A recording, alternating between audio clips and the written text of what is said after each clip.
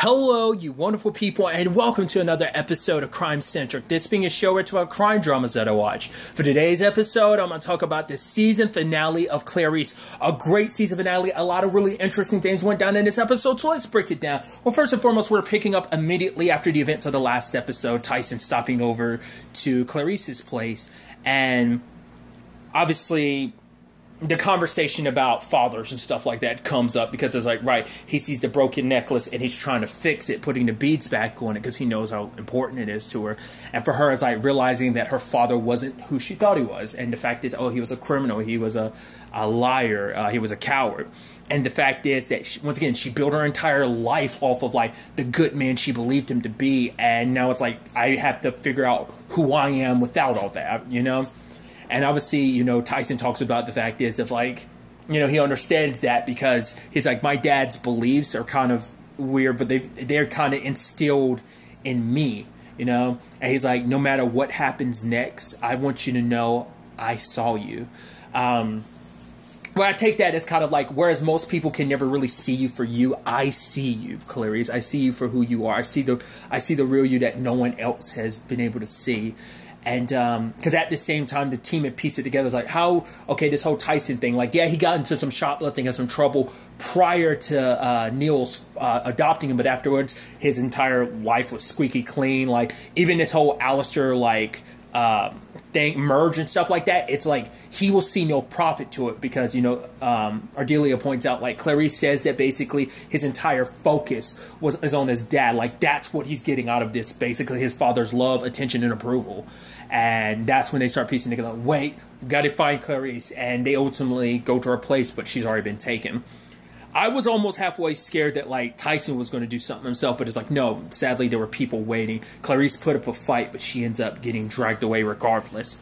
And so she finds herself at that place where, like, all these other women are held, and they're all, like, medical students. And it's like, right, that's when Clarice pieces it together. Like, right, these are all the women that Tyson, using his company to bring them here. It's like, right, now she's finally realizing, like, because I think she was thinking, like, no, like, Tyson was kind of forced in this, like, he was a reluctant participant, but now realizing, like, wait, he was a willing participant, that he's the one that actually supplies his father with all the women.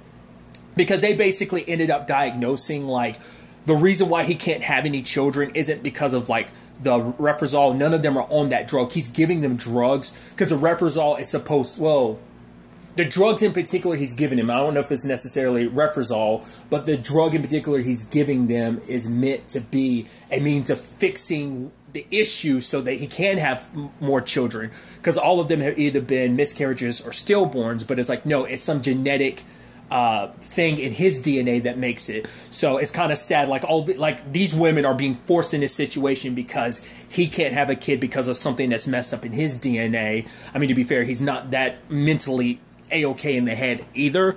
But now, like, Clarice is kind of piecing it all together. Like, every woman that's there is meant to be getting pregnant with his baby, you know, and what he's doing, like, you know, and even finding out, like, the doors to their, like, the fences they're in are like, no, they're open. It's like, yeah, they're all open, but someone tried to make a run, but she ended up getting sent somewhere else or something. So it's like, and then, you know, Clarice compares it to the lambs, you know, from back on the farm. Like, right, they know they could get out, but the fear of getting out keeps them in place because they know as long as they're behind that fence, they're still alive. So that's why none of the women really make an attempt to run because it's like, right, they'll die if they do. Like, so it's like, at least inside this, you know, these quote unquote, you know, these cells, they're able to stay alive.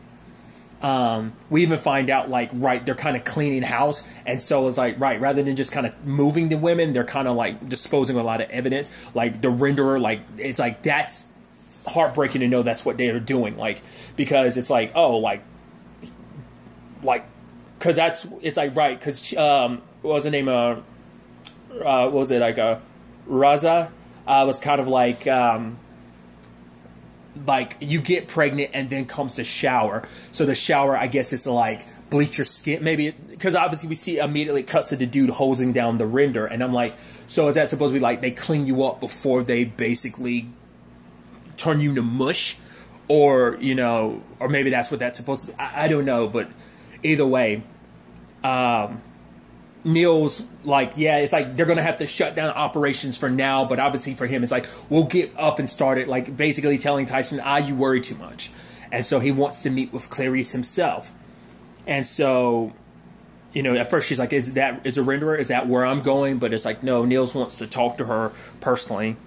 And, you know, we finally get an understanding of why he does all that he does. Like the Reprisal thing, like why he had these women murdered and why. I mean, obviously why, because it messed with the Reprisal thing, but we kind of learned a deeper thing behind it. And it is, for him, his company is his baby. And these women, like Reprisal is good for business, and those women were bad for Reprisal. So for him, it's like I had to. For him, that's the sad, twisted thing that he looks at these women as a hurdle. It's like, right, they are standing in the way of good business. You know, regardless of what my drug might do, who cares? I'm not going to let them destroy Reprisal, because that would mean destroying my company, which would mean destroying my baby, because this is kind of something he's put his all into. It's, you know, it's so interesting because he has Tyson, and apparently it's like, right, he had one miracle baby, but his company ended up being kind of that, it was kind of that replacement for a baby probably before he even found out he had Tyson and everything. It's like, it's this thing he coddled and held on to, and it's like, it's my everything. And because he also, it's just crazy to know that that's his reason behind it, like that, because these women threatened everything. So for him, the reason why he concocted the situation he did with like hiring a killer to make it seem like it was a serial killer and everything, it's because the myth. He's like, people will believe anything. They will believe in myths and stuff like that. So it sold the story more. Because we learn a little bit, well, for him, because Clarice is like, well, that's why I caught you. And he's like, yeah, which one of us is actually caught? And she's like, right, you have a point there, but it's a situation where he wants Tyson to make a choice, and he hands Tyson a gun. It's like, okay, you're the reason why she got so close to us. You made the mistake of getting closer. He's like, now I don't know whether that was something you did on purpose or not. Like, he was basically asking Tyson, like, oh, like, were you basically choosing someone else over me? But for him, it's like, no, like, I always choose you, Dad. He's like, no. I chose you, son. I found you when you had no one, when you were motherless in this world. You were about to disappear into the world. I found you, and basically it's like, I gave you a home, I gave you a life, I gave you purpose. You know, I gave you something more. So he wants him, like, I want you to choose for me. I want you to choose between her and me. Like, what's more important, her or family? And it's like, it shouldn't take this long to make a choice, because for him, it's like, it should be easy. Family should be the thing that comes first and foremost, not just some random woman. But it's like, Clarice is like, right, maybe he'll be able to make his choice if you explain to him what was your hard choice. So because they had, the team had found out that his father was like this chemist, like back during working with the Germans back in World War I. And it turns out like the place he was working at, the foreman was like, yo, if you have more than one child, bring one of your children here. And they tested the gas mask. And obviously he, as a parent, had more than one child too. His Neil's brother, was, kind of like, there were issues with him, and even like he had messed up legs. And so it's like, my father loved him, but it's like, and he couldn't make the choice. So Niels is like, so Clarice is like, you had to make the choice. You ended up choosing, like, you know, you the one that chose, like, between you and your brother, and you chose him to be the subject. And he's like, yeah, in that moment, I was, essentially, I was born. I was conceived. I became who I am now because of that moment.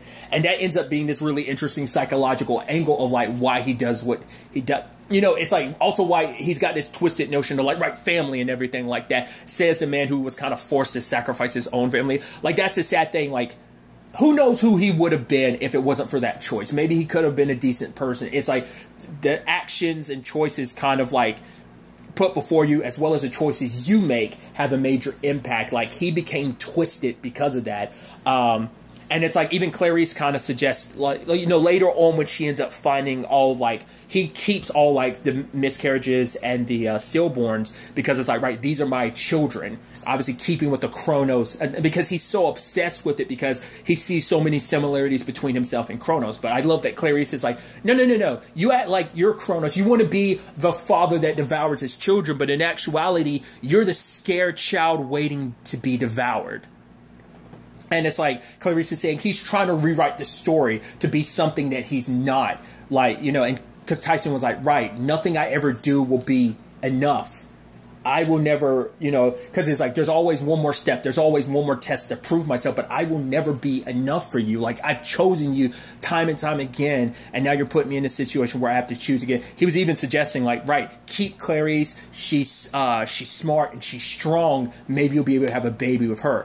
I don't know whether Tyson was trying to, like, do that by being like, have everything he gets to keep Clarice alive while also doing this, because he also prevents himself from having to make that choice. Because I think, yes, he's played a part in all these women ended up being in the situation they have been, but he's never directly killed anyone. He's been directly yet slightly indirectly. Indirectly in the sense that he didn't actually do it himself, but directly because he's basically leading the, I guess, pseudo lambs to the slaughter in this particular case. So that's kind of on him, and that kind of comes back later on, but we'll get to that soon enough. But I thought that was just such an interesting thing. Like, once again, like, he's trying to paint this narrative of who he is. I'm like, no, I got this. Like, I'm Kronos, devouring my children and stuff like that. But it's like, he wanted to, because I think by trying to rewrite his story to be something, he's not treating himself like this, the father of gods or whatever type of thing. It makes him a little, he no longer has to feel like that weak, scared boy that ended up, you know, killing his own brother in the process, you know, because maybe, I'm sure that has some issues, leaves some issues in your mind as well, because it's like, no, because of me, my brother ended up dying, and that just kind of warps your mind and your perspective on so many things. But when they, because for him, he's like, I'm not going to leave without the children, because like for him, he defines himself so much over it. Like it fits this narrative of like, right, these are my children. I'm not going to abandon them. Being a father was kind of like the most important thing for him. And even having a son, it's still kind of, even having Tyson, it wasn't enough. But then Clarice kind of psychoanalyzes him even further, being like, wait, that's why you wanted another son, because you would have pit those children against each other like you were pitted against your brother. So it's like, oh, so you're trying to repeat the cycle of like that trauma you went through, you're kind of instilling it upon someone else, because like I don't know, I'm not finding the right word to describe it. It's like that thing of like, you know, when a killer like, oh, they have mother issues, so they might kill a woman that looks similar to their mom. Like, it's something like that, where it's like, he has to repeat the trauma. It has to like, it almost has to carry on like the pain and trauma he went through. He has to like instill upon his kids, because it's like, right, for him in some twisted way, that's kind of like the hard choices of family to some extent. And then it's like, oh, like calling like Clarice is like, oh, you're a liar, like his whore of a mother. And it's like, Clarice is like, right, Tyson, your mom didn't like, you know, take you from, like, your mom was trying to protect you. He was one of those women where it's like he took like all these other women that you're helping him take. He did that with your mom. She managed to escape. As I think about it, how did he find out about you? How did he find you? Just miraculously, it happens to happen after your mom died. He was kind of waiting for her to die because she was keeping him away. It's like, no, your mother stole you from me and everything.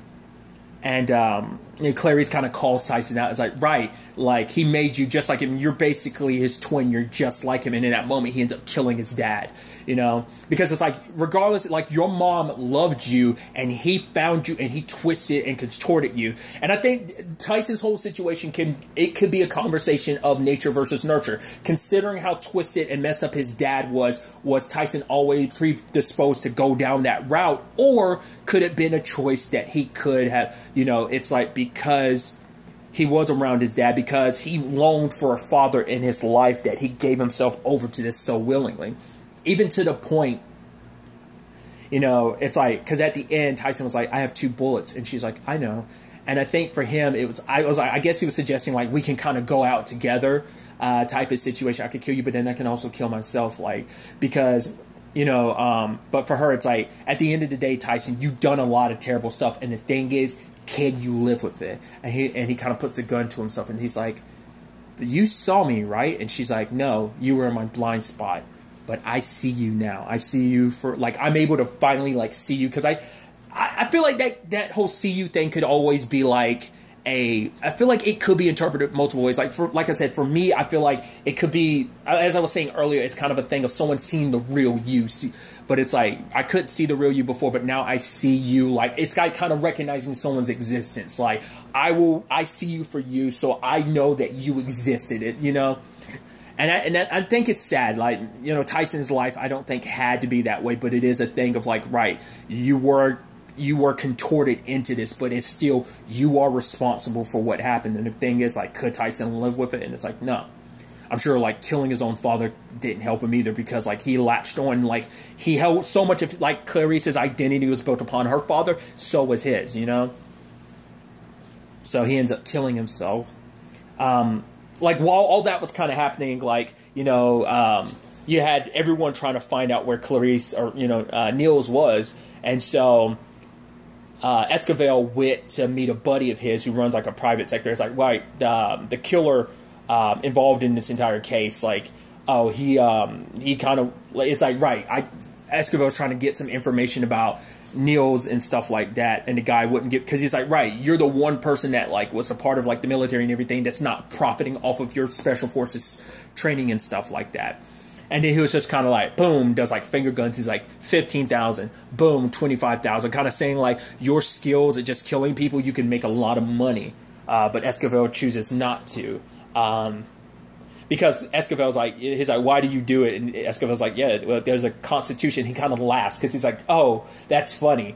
Because their time in the military, they were given orders just to kind of kill them. It's like, oh, that kind of goes against, like, in their mindset, I think it's like, it goes against the Constitution. And it's like, we kind of got free reign. We were given the free reign to just kill. You in particular were, because you were a damn good sniper. But Esquivel was like, yeah, don't do that again, or I'm going to assume you're threatening an FBI agent. And in that moment, grabbed that thing off his desk, bashed in his hand, and then kind of like forced him to give him an answer. And the guy's like, you're as good as dead. And he's like, I forgot what it was, like, Esquivel had some response, but after he left the room, he was just kind of like he had to take a deep breath. This is the monster, like, because Clarice had thought, like, last episode she saw the monster he was talking about. I was like, this is the real monster he was scared of. And in that moment, it's just like he kind of gave into, like, his monsters and his demons. So, brings the information to the team, and it's like, right, let's go. At the same time, Ruth is dealing with another official dude being like, what was his name?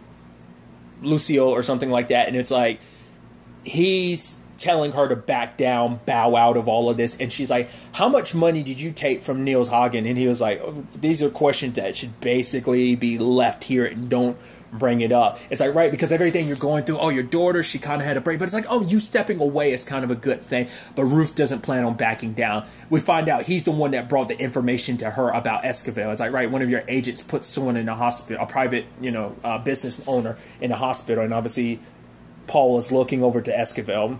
And she's like, until the warrant gets there, don't do anything. But for him, it's like, did you wait around when your daughter, what did you do? What did you wait around to do? Like, when your daughter was taken, like, who went in there and who went and found her and brought her back every time? So it's like, right, we can't wait around. You didn't wait around when it came to wanting someone to save your daughter. Like, don't do this for Clarice, especially considering all she's done. So the team goes in and everything, and obviously Paul kind of grabs onto Esquivel's, like, because Esquivel's like, I couldn't find anyone. He's like, you do. You could have found a way. You find another way. The fact of the matter is, if this is who you're going to be, you can find another team to be a part of, you know? And so with that, the team infiltrates. They find the women, because Clarice had talked about, like, right when the signal goes off, we all make a run for it. Yeah, some of us might be captured, but some of us might get away, and that's the point. So we're saying to the lady sit in the cell beside her, being like, you take that opportunity and you run. Like, you make it out of here alive. And so, sadly, Paul gets shot in the process, which I was like, I think Paul exists in later canon in the Silence of the Lamb universe. I think he's in later stuff. So that's why I was like, I don't know if they're going to kill him or not. Like I said, I vaguely get the memory of, like, he is. So I was like, I don't see them killing Paul, but, you know, I like I said, I couldn't remember. Like, once again, like, I've not seen all the movies and I've never read the books. So, regardless, Ardelia's there, like, making sure he's okay, and he's bleeding like crazy. And it's like, but for him, it's like, just get the girls out of here and find Starling. That's all that matters. Just go. So They ultimately, Esquivel ended up putting down the dude that's like, who was the killer. He's the one pretending to be the cop who killed Welling in the police station. It was like, that dude finally got put down. It was like, good, after all he did. But obviously, Tripathi and Murray go inside to check on Paul, and obviously he comes out in a stretcher, and obviously Clarice comes out to see him, and they lock eyes. And Esquivel comes, you know, and he's looking at Clarice, kind of glad that she's okay. So when it's all said and done, Ruth ends up going on the TV talking about, you know, the truth. Obviously, the world now knows about Niels and everything about the murders. Rebecca went public with what she knew, and it's like, right, remember these women. These women were brave. They were going to tell their story, you know. And now Reprisal could have stayed on the market and could have done so much damage, but because of these brave women, like, the story is out there. So kind of, once again, don't focus too much on Niels Hoggett. Focus on these women who died in the process of trying to tell their truth. Because I didn't even talk about that, because that was another thing too. Like, because Clarice was suggesting that Niels had her mom had Tyson's mom killed, because it's like, right, she just happens to die, you know, from that particular, like, what was it, like, and it's like, right, remember your dad, the chemist, your dad, the killer, you know. So the man who's willing to kill to get whatever he wants, and he wanted a son so badly, so it's not too out there to believe he'd kill her, especially because he felt like his son was his, and it's like, right, you're in the way of me and my ambitions and what I want. But yeah, Ruth isn't just calling out that dude, she's calling out herself. She's like, yeah, I've got a lawyer to properly investigate everyone, like myself included, some officials who got money from him. And you can see Catherine watching TV and being proud of her mom. You know, it's like, right, like, don't back down, go full throttle, essentially. And Clarice and Catherine talk, and for Catherine, it's like, she talks about it's like, right, I didn't think you'd come, and Clarice is like, I didn't think you'd want me here. So it's like, she talks about, like, right, she was here before and she didn't have any visitors, like, not even your mom. And it's like, well, apparently the doctors told me I denied my mom access to me, which she's like, I don't even remember. But all of that kind of made Clarice start thinking. It gave her a new perspective on things, especially because she now has a different perspective on her dad. She now looks back on the memories of her mom and be like, right, my mom knew about my dad. It's like, her mom was yelling at her dad, like, hey, you got to quit this. Like, what you're doing is dangerous. And it's like, right, everything my mom did, you know, it's like, I spent so long mad at her. She sent me to live with other family, then to an orphanage.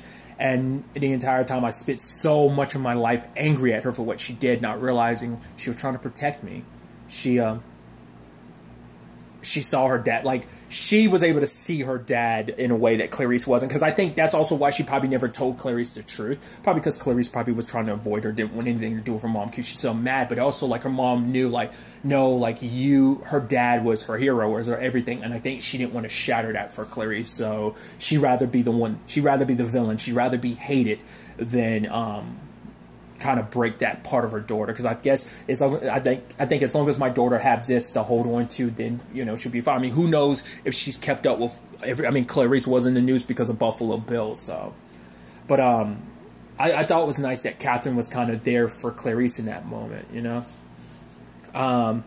Obviously Murray's kind of taking over things while Paul's recovering, and obviously Esquivel comes in, and it's like, right, what I did, I forced, you know, someone to give me information. And Murray's like, don't worry about it, they'll never find out about it, so you're good. But he's like, no, I filed a report. It's like, why would you do that? He's like, I think for Esquivel, he's already seeing what he's capable of when he's allowed, once again, that monster's let free, when he is allowed to just skate with, like, you know, with no indiscretion, like, you know, that's not the right way. Like, when he gets free reign, he knows what he was able to do in the military, just kind of killing like that. Like, it weighs on him, and he's like, I think he's scared that if he's left unchecked, that monster can come out again. So it's like, right, I made my choices, so I have to suffer the consequences for him. It's like, that's only fair. I went ballistic like that, and he's like, I think for him it's like if he's reprimanded, it's good. It's like I think for him it's like it'll kind of slap him back into like slapping the monster back inside of his cage. It's like I can't